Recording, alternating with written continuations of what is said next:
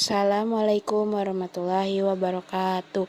Perkenalkan, nama saya Laila Mardia dari Prodi Bimbingan dan Konseling, akan menjelaskan materi tentang konselor dalam proses bimbingan dan konseling. Yang pertama ada konsep dasar. Menurut SK Mendikbud nomor 25D tahun 1995, bimbingan konseling merupakan pelayanan bantuan untuk peserta didik, baik secara perorangan maupun kelompok, agar mandiri dan bisa berkembang secara optimal dalam bimbingan pribadi, sosial, belajar, maupun karir, melalui berbagai jenis layanan dan kegiatan pendukung berdasarkan norma-norma yang berlaku.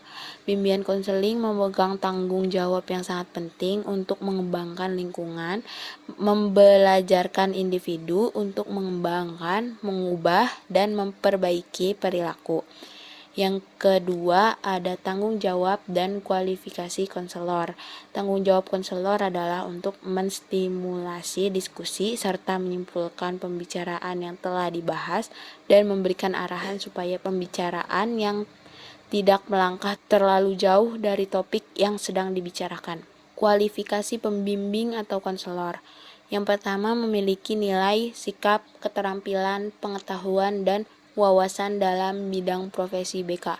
Yang kedua, memperoleh pengakuan atas kemampuan dan kewenangan sebagai konselor. Yang ketiga, ada kompetensi kepribadian sebagai individu, sosial, budaya, dan religi. Kompetensi kepribadian adalah kemampuan kepribadian yang mantap, stabil, dewasa, arif, dan berwibawa, menjadi teladan bagi peserta didik, dan berakhlak mulia. Subkompetensi dan indikator atau SKKI pada kompetensi kepribadian ini adalah menampilkan keutuhan kepribadian konselor, dan yang kedua berperilaku etik dan profesional. Tema yang ketiga ada karakteristik konselor yang memengaruhi bimbingan konseling.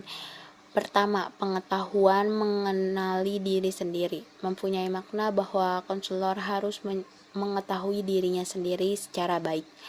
Yang kedua, kompetensi. Mempunyai makna sebagai kualitas fisik, intelektual, emosional, sosial, dan moral yang harus dimiliki. Yang ketiga, kesehatan psikologis yang baik. Yang keempat, dapat dipercaya bahwa konselor bukanlah sebagai satu ancaman bagi klien dalam konseling. Yang kelima, kejujuran. Seorang konselor harus terbuka, autentik, dan sejati dalam penampilannya. Yang keenam, kekuatan atau daya keberanian konselor untuk melakukan apa yang dikatakan oleh dirinya dalam membantu konselor dalam keseluruhan proses konseling. Yang ketujuh, kehangatan. Seseorang yang mampu menjadi pihak yang ramah, peduli, dan dapat menghibur orang lain. Yang kedelapan, menjadi pendengar yang aktif. Yang kesembilan, kesabaran. Yang kesepuluh, kepekaan, bahwa konselor sadar akan kehalusan dinamika yang timbul dalam diri klien dan konselor itu sendiri. Yang selanjutnya ada kebebasan, mencoba dan menghargai kebebasan yang benar dalam hubungan konseling. Terakhir ada kesadaran holistik atau utuh, sangat menyadari akan dimensi kepribadian dan kompleksitas keterkaitannya. Tema berikutnya ada kompetensi profesi, kemampuan penguasaan materi pembelajaran secara luas dan mendalam yang memungkinkan pendidik membimbing peserta didik yang memenuhi standar kompetensi yang ditetapkan.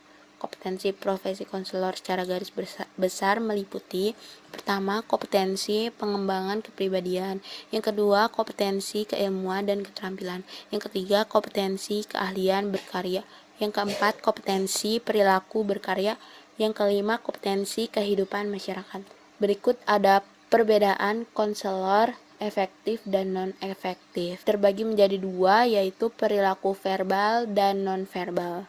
Berikut adalah perbedaan konselor efektif dan non-efektif perilaku verbal sebagai berikut: menggunakan kata-kata yang dapat dipahami, memberikan refleksi dan penjelasan terhadap pernyataan klien, memberikan dorongan minimal, penafsiran yang sesuai situasi, merespon pesan utama klien, memberikan informasi sesuai dengan keadaan, membuat kesimpulan. Sedangkan yang tidak efektif ialah terus-menerus menggali dan bertanya dengan kata mengapa, menyalahkan klien, menceramahi, penafsiran yang berlebih, membujuk klien, sering menuntut klien, sikap merendah. Berikut adalah perilaku nonverbal efektif dan tidak efektif. Yang efektif ialah nada suara disesuaikan, memelihara kontak mata dengan baik, wajah yang bersemangat, jarak dengan klien relatif dekat, ucapan tidak terlalu cepat atau lambat, ramah dan senyum, sesekali menganggukkan kepala. Yang tidak efektif ialah nada suara tidak menyenangkan, membuang pandangan, cemberut, duduk menjauh dari klien, berbicara yang terlalu cepat, senyum sinis, menggerakkan dahi. Sekian, terima kasih pemaparan materi dari saya. Kurang lebihnya mohon maaf. Assalamualaikum warahmatullahi wabarakatuh.